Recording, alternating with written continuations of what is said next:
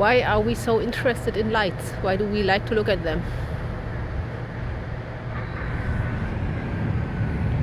That's a good question. I think there's like the basic message would be hope. Like you look at the light, and it's a very sure sign that there's something out there. So you look at those city lights, and I think something deep inside us says it's warm over there. There's people over there.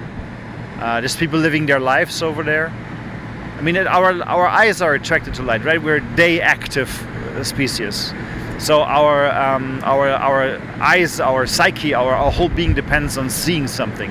We're very lost in the dark. I mean, we can find our way by touch, and blind people, do a wonderful job of substituting a lack of sight. But for most of us, it's our main sense, and the seeing nerve, the optical nerve, crosses over the corpus callosum. So all your brain activity is extremely linked to seeing, and to see things, you need a light. So when we look over there, there's something to see.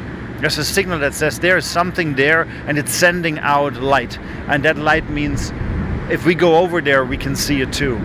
And it gives us a comfort, I think, a hope that even if here it's dark, which right now it isn't, but even if it's dark here, there's light over there. And so there's this sense of you will see again. You will be able to touch things again. You will be able to do things again. I don't know, just seeing again. And it's also a sense of not being alone. There's there's a way to connect to people, and I think from the ancient times on, ever since we rose in this Promethean sense that we got control over fire, that we learn how to do light and warmth by being in charge of or in control of exothermic reactions like fire. Now these days this is electricity, running currents through wires or gases,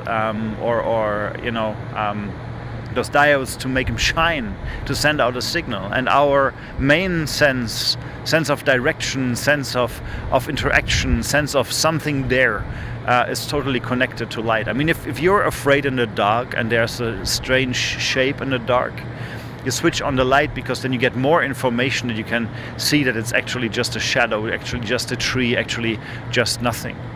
And we say to a heightened state of knowledge, we say enlightenment. There's this famous, for me, very famous sentence from Carl Sagan, who says, "Science leads to enlightenment, and nescience leads to benightedness." So you go into the dark if you don't look for more information, if you don't look for more connections. And those lights over there, they are giving us an idea of, I think very deep down in us, they're just telling us there's people over there, we can connect, there's something over there that is casting a light out. I mean, we make lighthouses on the shore to tell the ships where to go, where the shore is, so that they're safe from not running into it, but also how to get back to the island, back to the shore, back to the harbor. And we have guiding lights and signal lights and party lights and advertising lights, always when we want many people to see what is there, what we want to tell them. We do that in light. I mean, we make photography. I mean, that is, in Latin, the translation is a light picture, a picture made of light, photograph. It's a painting made by light. And the light is the way it is. We try to enlighten ourselves. We try to cast things in a certain light. We try to step out of the shadow.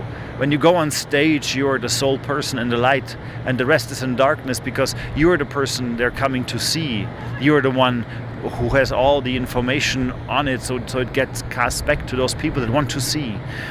And always, I mean, this was a picture for us. And back in the ancient times, I mean, the main light for us is the sun. And when the sun disappears, we are cast into this deep night, maybe stars, maybe the moon.